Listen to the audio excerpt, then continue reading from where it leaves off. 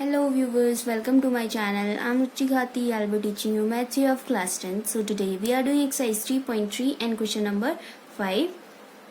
So हमारा question number 5 है. A fractions become 9 by 11 if 2 is added to both the numerator and the denominator. If 3 is added to both the numerator and denominator, it becomes 5 by 6. Find the fraction. So हमें इसमें क्या find करने को बोला है? Fraction. और fraction क्या होता है? हमारा जो न्यूमरेटर और डिनोमिनेटर से बन के बना होता है. ओके, सो देखो हम सबसे पहले जो हमें फाइंड करने को बोला गया है हम उसको क्या करते हैं? लेट करते हैं, क्योंकि हमें उसे पता तो है नहीं तो हम उसे लेट करेंगे. सो यहाँ पे लिखते हैं let the numerator be x. Okay, और डिनोमिनेटर को लेट कर लेते हैं y. Let the denominator be y. Okay, so अब देखो हमने जो हमें फाइंड करना है हमने उसे लेट कर लिया. अब हम पहली कंडीशन यहाँ पे लिखते हैं. फर्स्ट कंडीशन क्या गिवन है? देखो, a fraction become 9 by 11 if 2 is added to both the numerator and denominator. So एक फ्रैक्शन कितना बन जाता है? 9 by 11 अगर हम उसमें 2 ऐड करते हैं. किसमें? न्यूमरेटर और डिनोमिनेटर दोनों में. सो हमारा न्यूमरेटर कितना है? देखो x, और इसमें कितना ऐड करने को बोला है? 2. ठीक है, और डिनोमिनेटर कितना है हमारा? y, और इसमें भी कितना ऐड करने को बोला है? 2. सो हमारा फ्रैक्शन कितना बन जाता है? 9 by 11.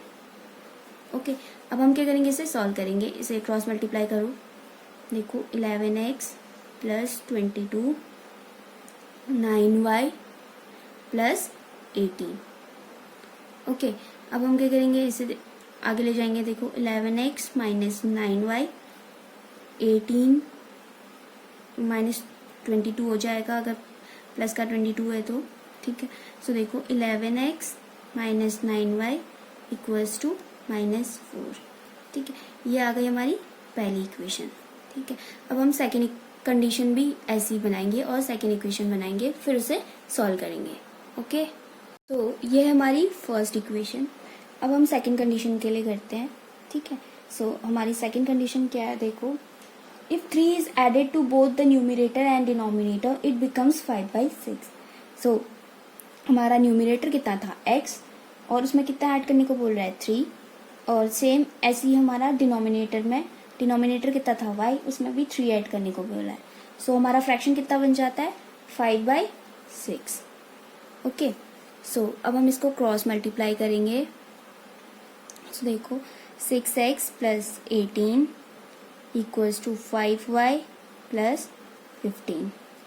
सो 5 वाली वैल्यू को इधर ले जाएंगे. 6x minus 5y equals to 15. 18 को RHS साइड. सो 6x माइनस 5y, 8 में से 5 गया 3, और बड़ा 18 है तो माइनस का 3. सो ये आ गई हमारी सेकेंड इक्वेशन. ठीक है, सो अब हम क्या करेंगे? जो हमारी फर्स्ट और सेकेंड इक्वेशन आई है इन दोनों में हम क्या करेंगे? x और y की वैल्यू इसमें हमें फाइंड करनी है, जिससे हमें क्या पता चलेगा? हमारा फ्रैक्शन पता चलेगा. ओके, सो सबसे पहले हम x की वैल्यू फाइंड करते हैं. ठीक है, तो आप कोई भी इक्वेशन ले सकते हो. जैसे सपोजिंग मैंने ले ली फर्स्ट इक्वेशन. ठीक है, सो फ्रॉम इक्वेशन फर्स्ट देखो 11x minus 9y equals to -4 है. ठीक है, सो 11x माइनस 9y को इधर ले जाएंगे तो ये क्या हो जाएगी? प्लस की 9y, और x की वैल्यू कितनी हो जाएगी? -4 प्लस 9y अपॉन में 11. ठीक, ये आ गई हमारी x की वैल्यू. अब हम इस x की वैल्यू को क्या करेंगे? सेकेंड इक्वेशन में पुट कर लेते हैं. ठीक है, सो रख के देखते हैं यहाँ पे. देखो now putting the value of x in equation second. Okay, अब रख के देखते हैं. 6x है ना, तो x की जगह पे -4 प्लस 9y अपॉन में 11 और -5y ऐसे उतर जाएगा. ठीक है, इक्वल टू -3 ऐसे उतर जाएगा. तो इसे सॉल्व करेंगे. 6 4 ज़ा 24, माइनस आ जाएगा 6 9 सा 54 y अपॉन में 11 माइनस 5y इक्वल्स टू -3। ठीक है, सो इसे हम आगे सॉल्व करते हैं। तो देखो एलसीएम आ जाएगा हमारा 11, सो 11 वन सा -24 प्लस 54y माइनस 111 11 फाइव सा 55y आ जाएगा -3 ऐसे उतर जाएगा।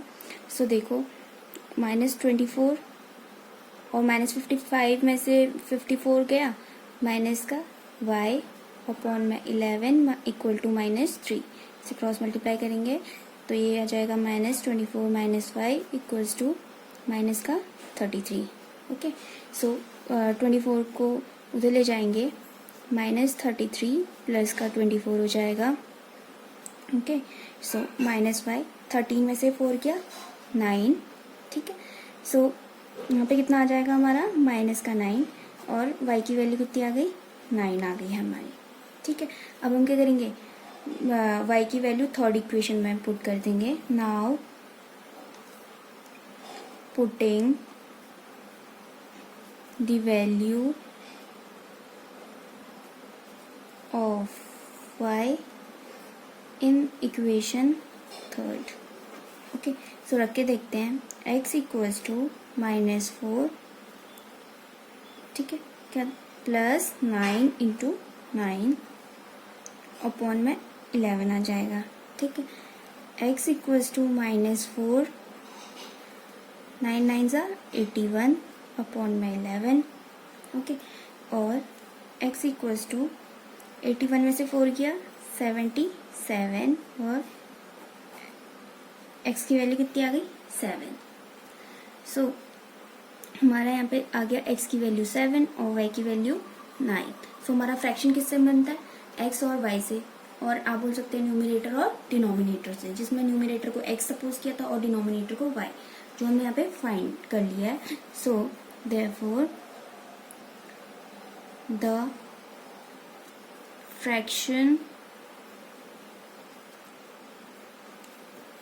इज क्या हो जाएगा 7/9। ठीक है, सो हमको ये फ्रैक्शन ही फाइंड करना था जो कि हमने यहाँ पे फाइंड कर लिया है। ठीक है, अब है हमारा थर्ड का 6th पार्ट, ये इस क्वेश्चन का लास्ट पार्ट है। सो क्वेश्चन देखो, 5 years hence the age of Jacob will be 3 times that of his son. 5 years ago Jacob's age was 7 times that of his son. So what are their present ages? So इस question में हमें क्या बोला गया, 5 साल बाद Jakob की as अपने बेटे की एज की कितनी हो जाएगी 3 टाइम्स। ठीक है, और 5 years ago Jacob's age was 7 time that of his son, और 5 साल पहले की बात कर रहा है। ठीक है, तो 5 साल पहले जेकोब की एज कितनी हो जाएगी बोल रहा है 7 टाइम दैट ऑफ हिज सन, उसके बेटे की। ठीक है, 7 टाइम्स हो जाएगी। और हमसे क्या पूछा गया, what are their present ages, और हमसे पूछा गया उनकी प्रेजेंट एजेस क्या है। सो जो हमें पता नहीं होती है उसे हम क्या करते हैं, इसमें लेट करते हैं। ठीक है, सो देखो हम लेट करेंगे, let the present age of Jacob is x years and let the present age of his son is equal to y years. Okay, so ये हमने जो हमें फाइंड करने को बोला है वो हमने लेट कर लिया है। ठीक है, अब हम फर्स्ट कंडीशन देखते हैं जिसमें क्या बोला है 5 years hence। ठीक है, सो 5 साल बाद की बात कर रहा है। ठीक है, तो हम क्या लिखेंगे 5 years hence, 5 साल बाद जेकोब की एज कितनी हो जाएगी, अभी कितनी है x, तो 5 साल बाद क्या हो जाएगी x प्लस 5। सो 5 years x प्लस 5 हो जाएगी जेकोब की एज, जो कि क्या बोल रहा है 3 टाइम्स दैट ऑफ हिज सन, उसके सन के कितना है 3 टाइम्स है, तो उसके सन की एज अभी कितनी है y। ठीक है, 5 साल बाद कितनी हो जाएगी 5, बट उसके सन के 3 टाइम्स है, सो 3 टाइम्स ये कर जाए मल्टीप्लाई हो जाएगा यहाँ पे। सो देखो इसे सॉल्व करेंगे x plus 5 equal to 3y plus 3 5 ज़ा 15। इसे हमने सॉल्व कर दिया यहाँ पे, ठीक है।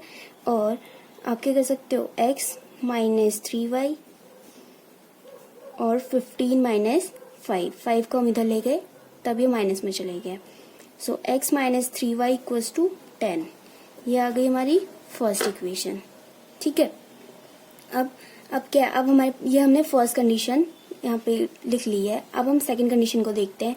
अब 5 years अगो, 5 साल पहले की बात कर रहा है, ठीक है। तो पहले की बात में क्या होता है, जो भी एजेस होती है वो माइनस होती हैं। तो यहाँ पे लिख लेते हैं 5 years अगो। सो 5 साल पहले जेकोब की एज कितनी हो जाएगी, अभी कितनी है x, तो 5 साल पहले, तो क्या हो जाएगा, पहले की एज के लिए क्या होता है, माइनस करते हैं हम, ठीक है। सो देखो अभी x है तो 5 साल पहले -5 हो जाएगी, ठीक है। और कितना बोला है, 7 टाइम्स दैट ऑफ हिज सन, ठीक है। उसके सन की अभी कितनी है, y। और 5 years अगो, 5 साल पहले कितनी हो जाएगी, y माइनस 5। बट 7 टाइम्स बोल रहा है ना, तो 7 टाइम्स करेंगे इसे, ठीक है, 7 गुना। तो इसे सॉल्व करेंगे x माइनस 5 7y 7 5 35, ठीक है। सो देखो x माइनस 7y को आगे ले गए माइनस 35 और माइनस 5 इक्वल टू किधर जाएगा, तो प्लस हो जाएगा। और x minus 7y equals to minus 30, ठीक है। ये हमारी सेकेंड इक्वेशन, ठीक है। अब हम इन दो इक्वेशन को सॉल्व करेंगे, ओके। सो ये आ गई हमारी दो इक्वेशन। अब हम इसे सॉल्व करते हैं। सो हम लिखेंगे now solving these equations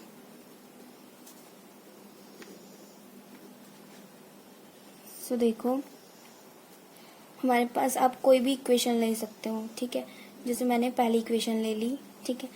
so by equation first हम इसमें x की वैल्यू निकाल लेते हैं। हमारी इक्वेशन फर्स्ट क्या है, x minus 3y equals to 10। Minus 3y को इक्वल टू किधर ले जाएंगे, तो ये क्या हो जाएगी, प्लस 3y। सो देखो हमारे पास क्या हो गई, यहाँ पे x की वैल्यू आ गई है, ठीक है। अब हम क्या करेंगे, जो x की वैल्यू आई है उसे सेकेंड इक्वेशन में पुट करेंगे, ठीक है। सो देखो now putting the value of x in equation second, okay. So रख के देखते हैं 10 प्लस 3y x की जगह पे रख दिया है, माइनस 7y उतार दिया सेम, और माइनस 30। अब इसे सॉल्व करेंगे। 10 माइनस 7 में से 3 गया, minus 4y equal to minus 30, okay. और माइनस 30 को आगे ले जाओ, प्लस का 30 और 4y इक्वल टू किधर जाएगा, तो plus 30 plus 10 40 equal to 4y, 4 से कैंसिल आउट 10। सो हमारे पास यहाँ पे y की वैल्यू कितनी आ गई है, 10, ठीक है। अब हम क्या करेंगे, जो y की वैल्यू आई है, ठीक है, इसे हम क्या करेंगे, जो x की वैल्यू जो यहाँ पे है इसमें हम इस इक्वेशन में डाल देंगे। सो देखो इसे रखते हैं। Now putting the value of y in x में रखते हैं, ठीक है। सो देखो y कितना हमारा 10, देखो। So x equal to 10 plus 3y। So x equal to 10 plus 3 into 10, okay. इससे आगे मैं यहीं पे सॉल्व कर देती हूँ। सो देखो x इक्वल्स टू 10 प्लस 3 10 से कितना हो जाएगा, 30। और x की वैल्यू कितनी आ गई हमारे यहाँ पे, 40, ठीक है। सो हमें क्या फाइंड करना था, यहाँ पे x और y की वैल्यू फाइंड करनी थी, ठीक है। जो कि हमने x की वैल्यू क्या ली थी, जैकोब की प्रेजेंट एज, और y किसकी वैल्यू ली थी, उसके सन की, ठीक है। सो हमारी x और y की वैल्यू ये आ गई है, ठीक है।